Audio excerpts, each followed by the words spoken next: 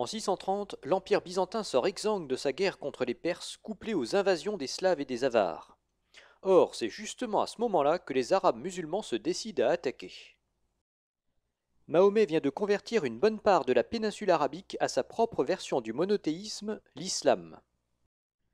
Cela s'accompagne d'une domination politique qui se poursuivra sous ses successeurs, les califes. Lorsque le calife Omar arrive au pouvoir, son objectif principal est la conquête de la Palestine, berceau du monothéisme. L'année 636 est totalement hallucinante, puisque les Arabes terrassent simultanément les deux mastodontes. Contre les Byzantins, ils remportent la bataille du Yarmouk qui leur ouvre les portes de la Syrie et de la Palestine. Les Perses sont encore plus mal en point et doivent céder toute la Mésopotamie, qui devient l'Irak à compter de cet instant. Le calife Omar ne s'arrête pas là. Voyant que l'empire byzantin suffoque à la manière d'un vieil asthmatique, il conquiert l'Égypte dans la foulée et s'empare d'Alexandrie en 641. L'empereur Héraclius succombe à la maladie cette année-là. Tout un symbole. Les Romains sidérés en perdent leur latin. Considérant que tout le savoir nécessaire est dans le Coran, les Arabes détruisent les ouvrages de la bibliothèque d'Alexandrie. Remise à zéro des compteurs. Le changement, c'est maintenant. Les Arabes poursuivent ensuite la bouche en cœur vers la Cyrénaïque et la Tripolitaine. Et dans le même temps, ils poursuivent méthodiquement la conquête de l'Empire perse. À force de d'étaler comme un lapin, l'empereur Yasgard III perd toute crédibilité et le régime sassanide s'effondre. La Perse passe entièrement sous l'autorité du califat et le zoroastrisme ne va pas faire long feu face à l'expansion de l'islam. C'est une véritable révolution culturelle qui s'amorce. La vigueur du califat semble quasi divine, et pourtant il se montre incapable de conquérir le minuscule royaume nubien de Dongola au sud de l'Égypte. C'est dire l'état de faiblesse des empires perses et byzantins.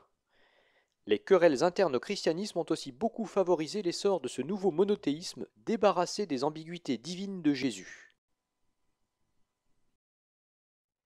La faiblesse de Byzance donne des idées aux Lombards qui s'emparent de Gênes.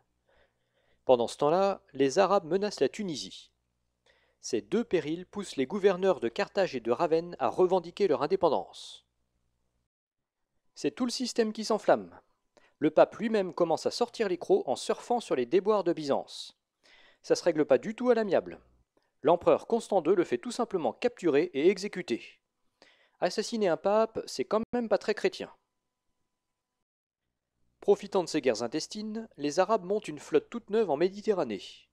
Ça leur permet de prendre Chypre et de piller les autres îles. En 655, une victoire navale décisive contre Byzance leur confère la domination des mers. La Sicile elle-même n'est plus à l'abri de leurs raids. C'est aussi à cette époque que les Arabes s'emparent de l'Arménie et pillent les abords de la mer Noire. Peu après, l'assassinat du calife Othman marque la plus grave crise dans l'histoire de l'islam. Son successeur Ali doit faire face à la fronde du gouverneur de Damas, qui parvient à fonder la dynastie des Omeyyades en 661. Au passage, la mort d'Ali marque la scission entre les chiites et les sunnites. Cette période laisse un répit aux Byzantins qui vont pouvoir souffler un peu. C'est l'occasion pour nous de changer d'air en faisant un saut dans les îles britanniques, devenues bizarrement le nouveau pôle de vigueur du christianisme.